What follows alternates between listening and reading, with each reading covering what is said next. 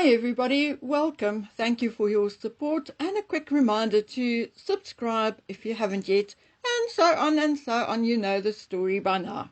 Okay, today we are in a rush, so let's get into it. I'm not going to waste much time talking about the dastardly, delusional Duchess and her appearance in Washington, because it is probably the biggest load of BS, even from her, that I have ever seen and heard. I swear, if she is ever going to go on any stage and carry on about girls this and girls that, I shall make it my life's mission to get to a place where she is, just to slap her face and kick her shins. Firstly, what has she done for girls? Yet she said she spends a lot of time on financial literacy for young girls and their empowerment. Like when, Megsy? When did you do that? And how can you lecture young girls on financial literacy if you yourself have no bloody clue? Your mother went bankrupt, as did your father, sister, and brother, and you yourself is someone who only knows how to buy and shop and not how to make money, save it, or keep it. Forget about putting some away for a rainy day. Megsy needs her designer clothing, her makeup artist, her jewelry, her 2 to 3 bodyguards, private jets, and lately a chauffeur and a limousine. Her businesses are either failing or have already failed. Let's just quickly ramble a few off. Her book, if she did not buy thousands and thousands of copies herself to give away as gifts, it would have looked like an even bigger failure than it already was. Spotify, failure. CEO called them effing grifters. Netflix, failure. Love Megan, failure. As ever, failure. Playing a Duchess, failure. So tell me again, how can she teach anyone about success and financial literacy? And besides that, I'm sick up to my gills of Megan and her supposed obsession with girls. She has a husband, a son, a father, and a brother. She's still riding on the coattails of the king, a man's reputation, to sell herself. Her entire life revolves around men. Trevor, Cody, Rory, Louis, Sean, Brett, Joe, and many, many more. In any event, if she was in any way concerned about girls, she would be educating boys. There's a saying, you want to keep girls safe, then educate the boys. This woman just has no idea how sick we are of her lies and her delusions. She is the most obnoxious, unlikable person I have ever come across, and I'm an empath, always looking for excuses for everyone. So let's get into part 4 of our deep dive, because it fits in so perfectly with what I had been talking about and what I want to talk about today. So Megan is back on her old bandwagon of empowering women and girls, blah, blah, blah, blah, bloody, bloody, blah. Well, let's see what she did for women. Well, first and foremost, she is renowned for bullying women out of their jobs. Of course, they were her staff at Kensington Palace. Shall we remind the mental health people who gave her that humanitarian award and the idiots in Washington who had Triple D on stage about Jason Knowles' letter?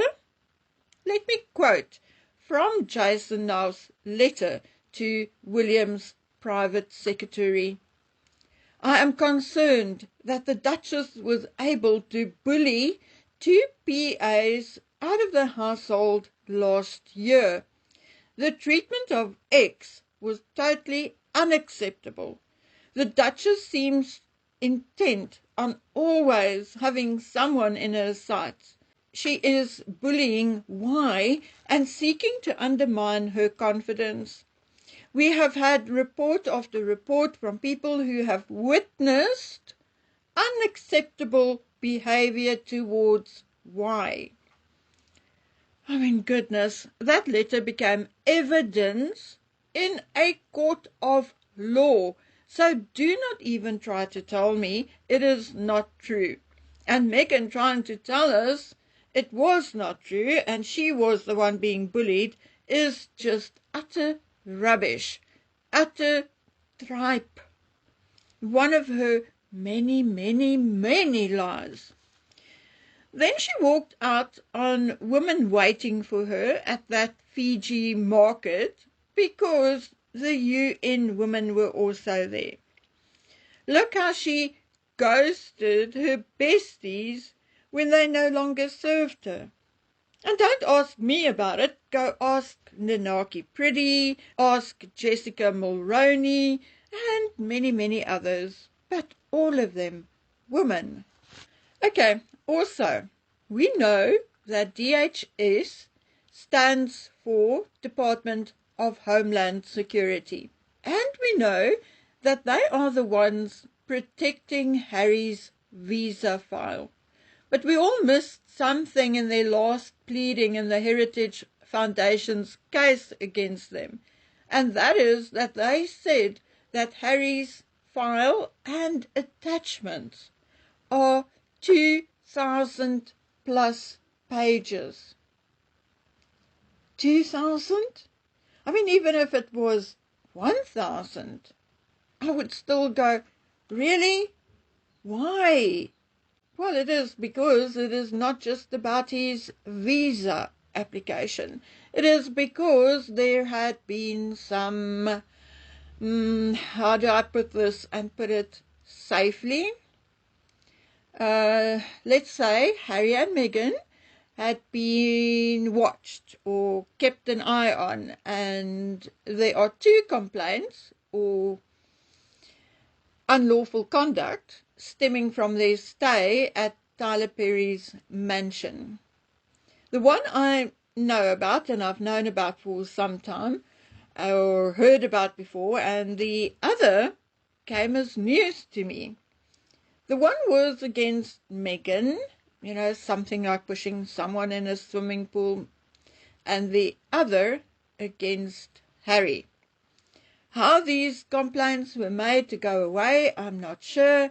I and my current source are of the opinion that Tyler Perry settled with these 2 females, and they must have received a very nice amount, and likely the 2 women then signed NDAs, etc.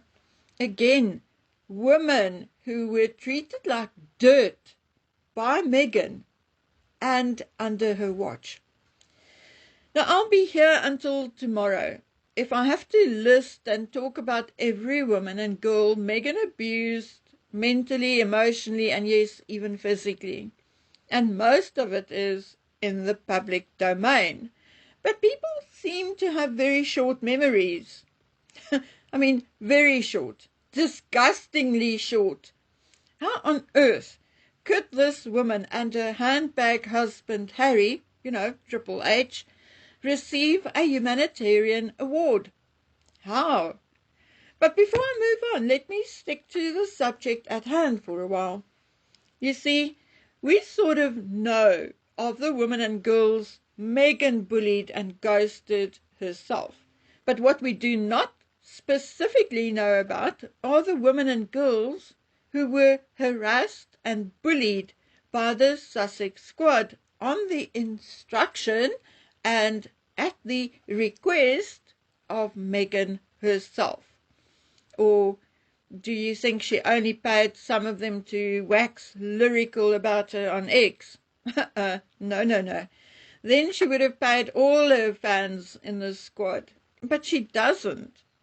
So let's say she has an elite group in inverted commas, of minions whom she uses to terrorize people, including underage teenagers.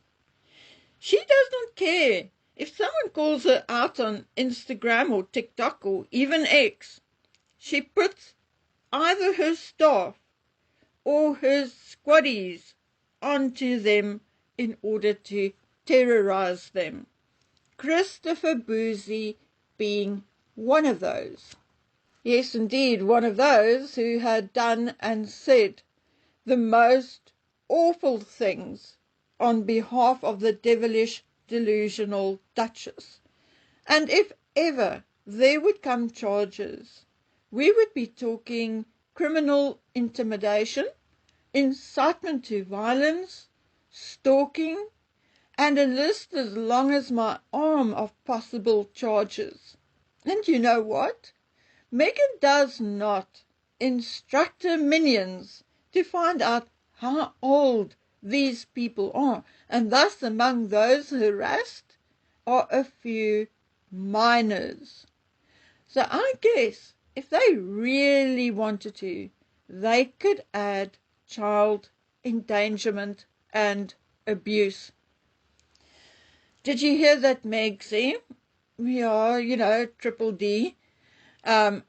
Let's make it this time dumb, dark Duchess, want to start a new business in fashion and beauty. Yes, apparently she has already lodged her brand name for her clothing and beauty line for registration and copyright.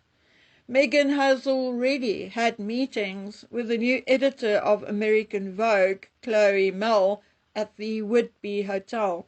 And apparently that is also what the dinner with Serena Williams's agent, Jill Smoller, was all about. At this point, I do not think this would be wise, and I just hope that Harry will not invest a single dime in this business, because I think it has failed before it even started, and tomorrow I'll tell you why.